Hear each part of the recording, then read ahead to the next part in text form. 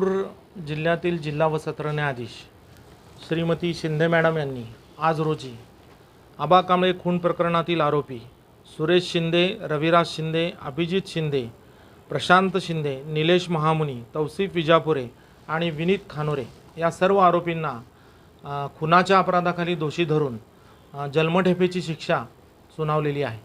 तसेच शस्त्र अधिनियम कायद्याखाली देखील दोषी धरून शिक्षा सुनावलेली आहे। तसंच बेकायदेशीर जमाव जमवून निगरूनपणे खून केला या बाबतीत देखील दोषी धरून शिक्षा सुनावलेली आहे। याबाबत थोडक्यात हकीकत अशी की दिनांक 7/7/2018 रोजी मयत आबा कांबळे हा मोबाईल गल्लीच्या समोर त्या ठिकाणी दर्ग्याजवळ उभारलेला असताना सरस्वती बुक डेपोजवळून 2 आरोपी, राज फर्निचरकडून 3 आरोपी आणि या 5 जणांनी येऊन त्या ठिकाणी आबा कांबळेच्या मानेवर सर्वप्रथम वार केला। आबा कांबळेला पळायला जागा न राहिल्यामुळे तो मोबाईल गल्लीमध्ये पळत सुटला। त्यावेळेला समोरून गामा पैलवान व त्याचा इतर साथीदार त्या ठिकाणी आले आणि या सर्व साथी आरोपींनी त्या आबा कांबळेला त्या ठिकाणी आबा कांबळे पाय घसरून त्या ठिकाणी पडलेला असताना त्याला कोयत्यानं गंभीररित्या जखमी करून त्याचा खून केलेला होता। जवळपास आबा कांबळेच्या शरीरावर 56 जखमा या ठिकाणी झालेल्या होत्या।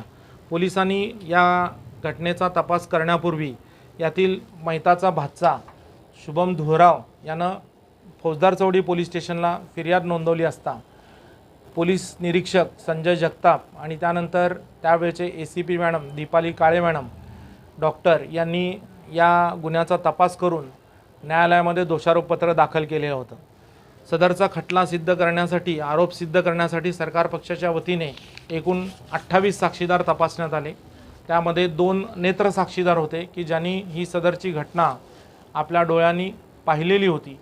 त्यातला एक साक्षीदार जो होता तो साक्षीदार ऋतुराज शिंदेच्या खून खटल्यातील आरोपी होता आणि दुसरा साक्षीदार हा मयत आबा कांबळे याचा मित्र होता। त्यांनी या ठिकाणी जी घटना डोळ्यानं त्यांनी पाहिली त्या घटनेची सर्व हकीकत न्यायालयामध्ये या ठिकाणी सांगितलेली आहे। त्याच पद्धतीनं त्या घटनास्थळावरून जे CCTV फुटेज इतर 2 दुकानातून प्राप्त करून घेण्यात आले होते ते CCTV फुटेजेस आम्ही न्यायालयामध्ये सादर केले। त्यानंतर CCTV फुटेजेस आम्ही फॉरेन्सिक लॅबला पाठवले होते की जेणेकरून त्याच्यामध्ये कोणत्याही पद्धतीची छेडछाड करण्यात आलेली नाही आहे। त्याचा पुरावा सरकार पक्षाच्या बाजूने आलेला होता।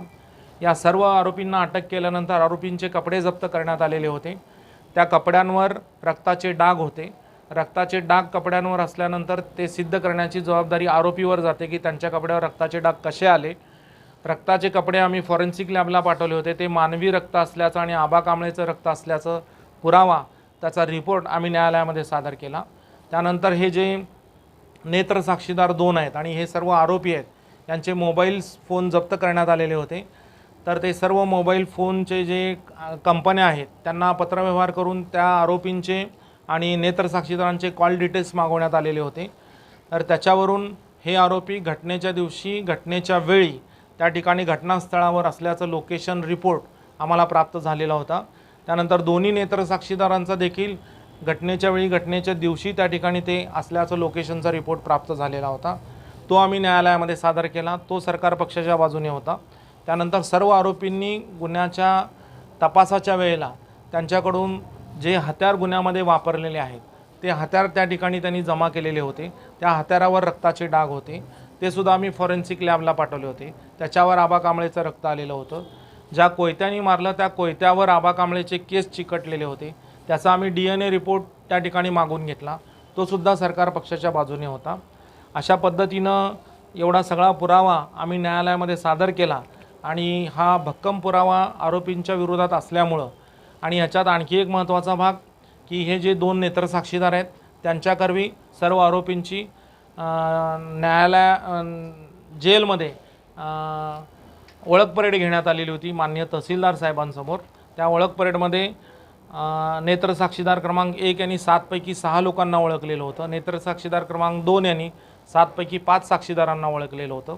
जरी 2 किंवा 1 साक्षीदारांना ओळखलेलं नसलं तरी इतर पुरावे त्यांच्या विरुद्ध असल्यामुळे आरोपींच्या विरुद्ध असल्यामुळे किंवा सरकार पक्षाने इतर पुराव्यांच्या आधारे त्यांनी केलेला अपराध न्यायालयामध्ये सिद्ध केलेला असल्यामुळे सरकार पक्षाचा युक्तिवाद ग्राह्य धरून यातील सर्व आरोपींना आबा कांबळेचा खून केल्या प्रकरणात दोषी धरून जन्मठेपेची शिक्षा सुनावलेली आहे। जन्मठेपेचा नेमका कालावधी किती असणार आहे आणि आरोपीने ऑलरेडी किती शिक्षा भोगली आहे? जन्मठेपेचा कालावधी हा त्यांचा जन्म असेपर्यंत असा असतो, परंतु जन्मठेपेची शिक्षा दिल्यानंतर ती शिक्षा भोगून घ्यायचं काम हे सरकारचं असतं.